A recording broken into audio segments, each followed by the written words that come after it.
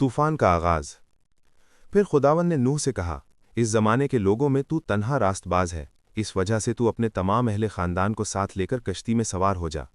हर किस्म के तमाम पाक जानवरों में से 7 जोड़े यानी 7 नर और 7 मादा को ले ले, और ज़मीन पर के दूसरे हैवानात में से एक एक जोड़ा ले ले। हर किस्म के परिंदों में 7-7 जोड़े ले ले। बकाया तमाम हैवानात के तबाह हो जाने के बाद ये जोड़े अपनी अपनी नस्ल की अफजाइश करेंगे। 7 दिन गुजरने के बाद मैं मूसलाधार बारिश ज़मीन पर बरसाने वाला हूँ, और ये बारिश 40 दिन और 40 रात मुसलसल बरसेगी। और कहा कि मैंने उन तमाम जानदारों को जिन्हें मैंने ज़मीन पर पैदा किया है, इन सब को मिटा दूंगा। खुदावंद के दिए गए हुक्म के मुताबिक नूह ने वैसा ही किया। जब तूफान आया तो उस वक्त नूह की उम्र 600 बरस थी। पानी के तूफान से निजात पाने के लिए नूह अपनी बीवी, अपने बेटों और उनकी बीवियों के साथ चले गए। तमाम पाक हैवानात और ज़मीन पर बसने वाले दूसरे तमाम जानवर और परिंदे और ज़मीन पर रेंगने वाले तमाम जानदार 2-2 करके, एक नर एक मादा आए और नूह के साथ कश्ती में सवार हुए, जैसा कि खुदा ने उसे हुक्म दिया था। 7 दिनों बाद पानी का तूफान शुरू हुआ और ज़मीन पर बारिश बरसने लगी। नूह की उम्र के 600वें साल के दूसरे महीने के 17वें दिन जमीन के अंदर से सभी सोते फूट पड़े जो कि समंदर से नीचे थे, और जमीन पर मूसलाधार बारिश बरसने लगी। ऐसा मालूम होता था कि गोया आसमानी तूफान का फाटक खुल गया है, और 40 दिन और 40 रात मुसलसल बारिश बरसती है। इस दिन नूह और उसकी बीवी और उसकी नरीना औलाद में सम, हाम और याफ्ट और उनकी बीवियां सब कश्ती में सवार हो गए। तब नूह 600 साल का बूढ़ा था।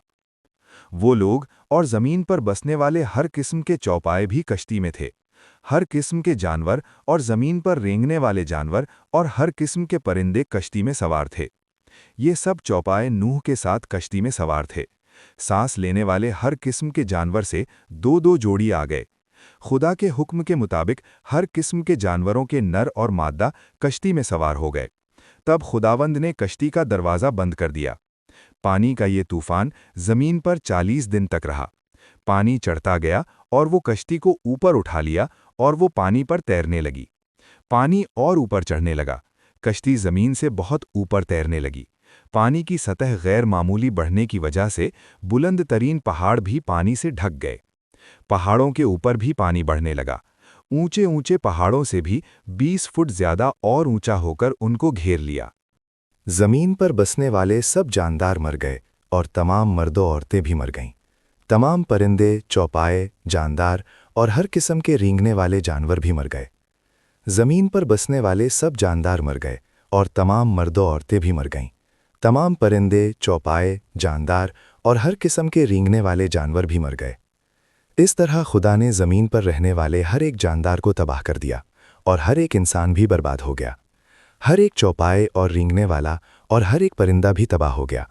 अब जो जानदार बाकी रह गए थे वो नूह और वो सब जो उसके साथ कश्ती में सवार थे, और 150 दिनों तक पानी ज़मीन को घेरे हुए था।